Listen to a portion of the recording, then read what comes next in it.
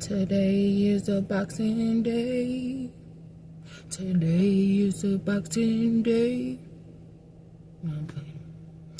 I'm not playing. It's Friday, and I had to go to the gym. I fought tooth and nail not to go see this Jake Paul and Mike Tyson fight, but I'm trying to head to the gym and get it done early so that maybe I won't miss the fight. Because I would like to see the fight and who wins. I don't want to just see who wins. I want to see the fight. I want to see Mike Tyson at 58 years old. And hopefully it's not no staged events going on during the fight. And hopefully I get to watch it. But one thing is for sure. Two things is for certain. I've been depressed, very sad. And when I was just in the shower, I was like, yeah, I'm going to go to this fight and I need to go watch the fight. And then I was like, I guess the better choice is to go to the gym. So that's what I'm finna do.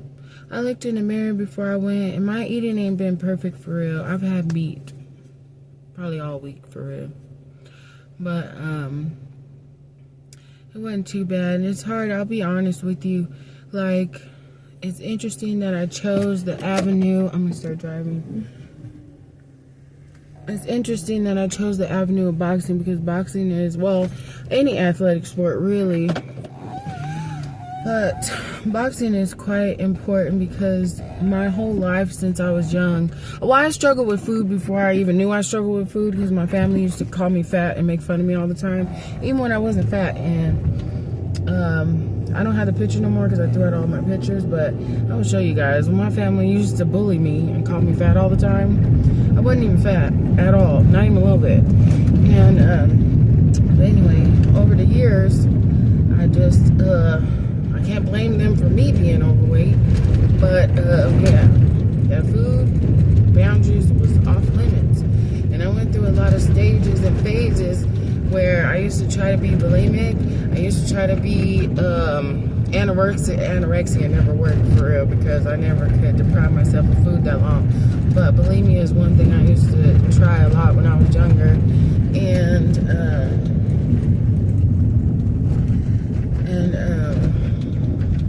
yeah, that was crazy. But anyway, so after my I've always been one to like go to the gym and like out of all my ex-friend group, like everybody was overweight except for one person in the group, and I was one of the smallest other than her, and I always maintained the same weight. I was like 250 for like years and years and years, and I'm fortunate enough to be somebody who does like vegetables and salads, so that's great. that is what saved me. So, but with boxing and me, I had smoked cigarettes since I was 14 years old. And so, the boxing requires me to earn the ring, you know, earn to be in the ring. And the only way I'm going to earn to be in the ring is to not smoke cigarettes and to not be crazy with my diet, because anything you do outside of the gym is going to show and reflect and either make you look like $1 million in the gym or make you look like oh, you really do got a long way to go, you know. And no matter what I'm looking like, I have a long way to go because I just started or whatever. But yesterday when I went to the gym, the trainer, coach, I don't know the name. I don't know the title. But, I guess trainer, he was telling me, he's like, no, you really have, because I'd be like, when I'd be punching and breathing, like, I breathe low. Like, that's what I've always been, like, even when I was, like, I grew up in the church, and then I went to, like, my mom was forced to, like, let me and my brother live with this pastor, because that was the best decision that she could have made. And she did the right thing, but living with this pastor was like a boot camp for real. And so even when I used to pray, she used to think that I wasn't praying, but I always prayed very low, you know. And it's the same thing with boxing. When I do my hits and stuff, I really breathe like low. to where nobody can hit me. And a funny story is, well, I don't know if it's funny, but back then, because I was so self-conscious about being fat. I was so self-conscious about being fat, and and so when I was younger, like in my teens, and I used to like be with guys, I used to like let's say we go up like some stairs, and I would be like out of breath, and then we'd go like, I would sit next to my guy or lay next to my guy or whatever. Not my guy, because I was not in no relationships. But I used to breathe like, I used to go, trying to breathe low. And so I used to, and that was like the most terrifying moment, because I didn't want to be like all breathing like fat girl and breathing heavy, like damn. So, but he was telling me yesterday, like, if you breathe, you'll be able to, you have to engage your core, you'll burn more calories, and and you'll hit better and stronger. So I did, and I can't lie, I wasn't loud, I wasn't too loud, but I was like, oh, I really gotta inhale and exhale real good. And he was like, yeah, I like that. I'm just like, and then he was telling me like, we're gonna get you ready for that ring. We're gonna get you ready for that ring. And I'm like, oh my, I fucking hope so. I really hope so, because I'm trying to get in there, but not just get in there, actually get in there and belong in there. You know, because it just seems like with my energy and the energy of other places of employment are not for me. But not for me because I'm lazy. I'll do what I have to do always. I'll do what I have to do just like other people in this world. But to me, as crazy as it sounds, it seems like there's an energy out here that wants to punch me in the face. And it's not just me wanting to punch me in the face. And I mean that like, you know, with like allowing myself to be sad or allowing myself to overthink about things. And sometimes I think that when I overthink about things, it's really more so like a survival mechanism. Like, yeah, because people, anyway, I'm not even going to go into this and that and this and that, you know.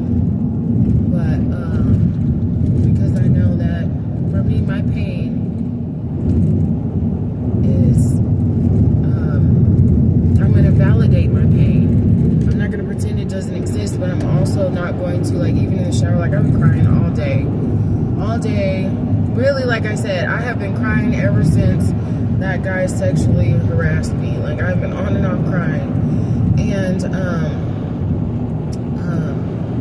I was crying in the shower, and as I was crying in the shower, trying not to cry in the shower while crying in the shower, I got to thinking, I was just like, well, thank God I have a shower to cry in, so let me be quiet, because these people out here don't even have a shower. And that must be really sad, and I bet that they're not crying. And so, made me not want to cry anymore. But I know that I will cry again, and I hope that my future tears are hopefully tears of happiness. Tears of, oh man, look how far I made it. Look at me when I was on day 1. Now I'm on day 18 for real. And, yeah. So, I'm just winging it, this thing called life, as, I mean, man, I am envious of the person who had whatever camp around them to make them know how to maneuver in this world damn near perfectly. They know how to be there for their family. They know how to be assertive. They know how to go to work in spite, despite, whatever the word is, of whatever they might be feeling. They know not to take things personal. And, I mean, they already just come like that. Like, they just was in a good family environment that showed them love and respect, you know, that made them so awesome. You know, those are people I'm not too shy to say who I'm jealous of, and I've never been jealous of anybody, but when I think about, I am jealous of those folks. And not jealous to want to tear them down, jealous of like, dang, I can't wait to get to your level. Like, yeah, it'll take me a long way around, and this, and although that, I also know that I'm a pretty tight person, you know, because I'm around me 24/7, and I know the good as well as the bad, and the bad don't be too bad. And I'll be like, you know, the bad could be a lot worse. I could be a lot more gone mentally, and I'm thankful that I'm not. And so I appreciate, you know, the things that came before me to make me who I am, whether it was good or bad. But I don't want no more bad to help me make me no more good character or nothing like that, if that makes any sense. But yeah, so yeah, so it's been a real struggle, and the reason why it's been a struggle too is because anybody who has smoked cigarettes and then stopped smoking cigarettes and then like is on and off of anybody who's been addicted to anything for real, because it's not just cigarettes. I know that this thing is a mental thing that happens for anybody who has an addiction that they're trying to get rid of. Like right now, all the things that I would use to self-soothe myself, I don't have. I don't have a man next to me. I don't have food that I can lean on, because it's like, okay, excuse my language, I'm gonna talk real. Excuse me, bitch, how long are you gonna keep doing this with the food thing? Like, you gotta lose weight. Like, there's no way around that. You have to get right with that. So I can't smoke cigarettes. There's no comfort thing. I don't even want to drink alcohol for real, because I'm older. The recovery period is just too long. Like, I need to be over this when it's over. Like, when I'm sober, I need to be done. My body I don't feel nauseous and none of that, and hangover and sluggish the next day. I don't need none of that. So, so there's nothing that I can use to other than I used to say, there's something I used to say when I used to be cussing out or getting mad at whoever I was mad at. I used to like, you know what? I take this shit, I take this stuff up with no Vaseline. I used to say that all the time because I didn't have any addictions, but really I did. I had a food addiction, didn't even know it. But, you know, when other people's problems are more vibrant and you just forget about yours. That's a sucky thing about people who are addicts, who see other people like, I'm just addicted to this, you're addicted to that too. So long story short, it's not fair to judge anybody whether their addiction is society approved or society disapproved. But anyway, and it's like now in this time, it's like I have to go through these emotions, go through these feelings, anger, sad, frustration. And even today, like, one thing I would have done, and I'm not going to toot my own horn, because I will say I quit and then get right back on the go buy a pack of cigarettes as soon as an hour after I turn off the video. Like, it's disgusting. I'm disgusted with that. But anyways, yeah, normally when I'm just like sad and depressed, I'll be like, you know what? I'm grown. I'm going to buy me a pack of cigarettes and I'm going to smoke. I just need one, maybe two, just back to back. That's all I need. And then I'm put it down for a couple days and then I'm going to go grab it again because I know it's right there. But this time I'm just telling myself, like, you know what? No, that's out. Like, it's going to suck. You're going to throw a huge fit. You're going to be upset. Everything is going to hurt you a lot deeper than... Well, it hurts anyway, but you're going to express how bad it hurts you instead of being able to numb it. Because the things that I have been sad about are true things that make me sad. It's just when I smoke the cigarette, it just makes me kind of, I guess, numb. And make it like, okay, I can, whatever. You know, it still hurts, but let's just throw it back there. But these past couple days, since I've had one, I think since I've had one. I hate saying that because my numbers should be a lot higher, you know, because like I said, when October hit, like I said in the other video, I don't remember which one, it was like one of the first couple videos. When October hit, I was like, I wanted to be done with cigarettes completely, and I hadn't remembered the last time I had one. That's how long it had been. And so I was just like, dang. But then I got lax and I was just like, well, I could do it. Like, I'm gonna just do it. And then a day before I go to the gym, I'm not gonna smoke, so that way I can breathe. And it's just like, but now I'm just like, man, I'm not finna do none of that, and it's finna suck. Like today, like, I'm running out of toothpicks. I only got 2 toothpicks left. Gotta get some more toothpicks for real, because they help me with all that. They definitely help me with the oral fixation part of it.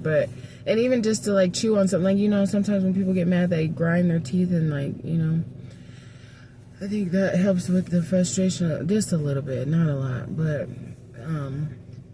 you know. And I know as I get stronger with beating this addiction full force, when I get stronger with it, I know that it's gonna take time to be stronger with it mentally, and then when I get stronger with it, then I'll really be like hitting those my standard of daily activities. My standard is I